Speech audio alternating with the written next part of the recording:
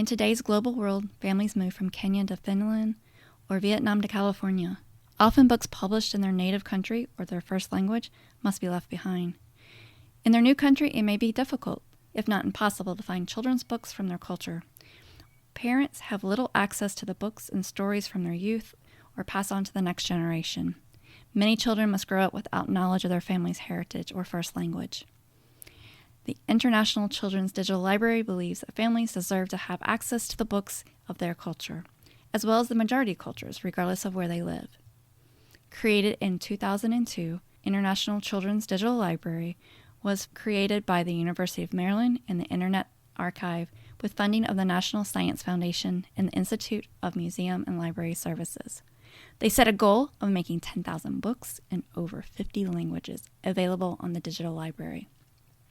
Their intended users was for children ages 3 to 13. The younger children would need to be able to access the site with the accompanying of adults.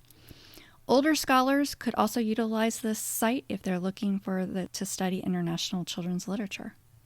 The site needed to have the ability to shift between languages of the diverse user base. They created a research team that included many disciplines, people who could speak many languages from different cultures, and also representing multiple generations. You can reach the site at www.childrenslibrary.org. This will take you to the site of the digital library. Now, what you're going to find here on the site today in 2023 is only a shell of what existed several years ago. In April 19, 2021, this particular digital library was going to be shut down. Founders had moved on to new projects. The hardware for the servers were being old and need to be replaced. They did not have any funds coming in for some time, and they really had no one to actually maintain them. So they sent a letter to say goodbye and shut the site down. There was a flood of responses from the people who used the site, and it turned out that by May 5th, they announced that they had great news that the University of Maryland Departments of Computer Science Department would be hosting a static version of the digital library. Here, when we say static, though, it is considered to be a simpler site. There are no searches and no translations available on this site today. What you will find on this site today is the list of books. A full list of books. Matter of fact, they were able to put all the books back onto the library, and you can see that they're numbered, and there are a total of 4,470 books available in all different languages. Now, they put the books back on in the original language, so there is no ability now to translate the books. You can go into each of the sites just as you had before. It does list the metadata elements of the particular books. They did use Dublin Core for their metadata. The thought there is that it was international friendly. They started out putting it in English, but was able then later on to be able to put data fields in other languages. They have their own reader that they've managed to put onto the static site that allows you to read the books. And as you can see, these are the different pages of the books that allow you to come in and read. You can click on a page and bring it up and look at it in more detail or read. And then you can scroll through the book through the arrows right-hand side.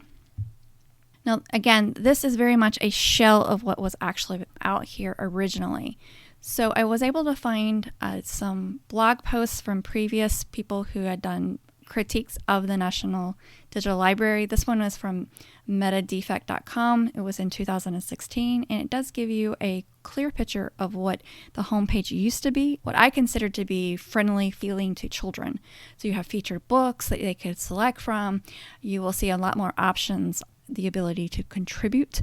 There is a sign-in, so you could sign in. This was still a free site, though, so anybody could access it, but it did allow you library members to sign in and had a community. It allowed you to also make donations. One of the things about the digital library was they were really serious about understanding how children wanted to access or search for books. So children in preschool age typically can't read can't spell, but what they can do is know their colors. And so a lot of times children would come in and say, I want to see the red books. And they could click on the red button, and this would bring up all the books that had the covers were red. Might like blue today. A little bit older children may want to sit down and look at the size of the book. So I would like to sit down and read a short book today, or I like to read a long book today. You could potentially be in the mood for some fairy tales, maybe a picture book or a chapter book. Maybe you would like to look at imaginary creatures. If you're a parent and don't know what to read to your child, you could come over here and pick their age group. I have a child who's 3. I'll select this one and it will bring up age-appropriate books for my child for me to read. The other unique search engine that they used to have was a location search. Allowed you to spin the globe, click on the country that you wanted to see books from, and then it would bring back book selections. This is a page of when you selected, as we did earlier, the apple pie. You can see the display is a little bit different than what we have today. This is the way it would have been in the heyday of this particular product. And you can see what makes this unique is at the very top it says display summary in English. This is where the metadata is being shown in English. I did find another site that allowed me to, let's see if we can go back here. And here is the site here in that same book preview that allows me to select English or drop it down and select any other language to change the metadata into those languages. The other thing that the site used to do is take any book, regardless of what language it was published in, and translate that into the language in which I speak. So down here at the very bottom, you could say read in, and you could click on the drop down and it would bring up your options of being able to read this particular book in one of these languages. While the International Children's Library today is still very much a skeleton as far as its functionality of searching, it still makes all the books available. It's still one of the largest children's digital libraries of book selections out there. It does come in many different languages. As you can see here, the different languages that are available. It's a great resource, and I encourage you to go out and explore it. Thank you, and have a wonderful day.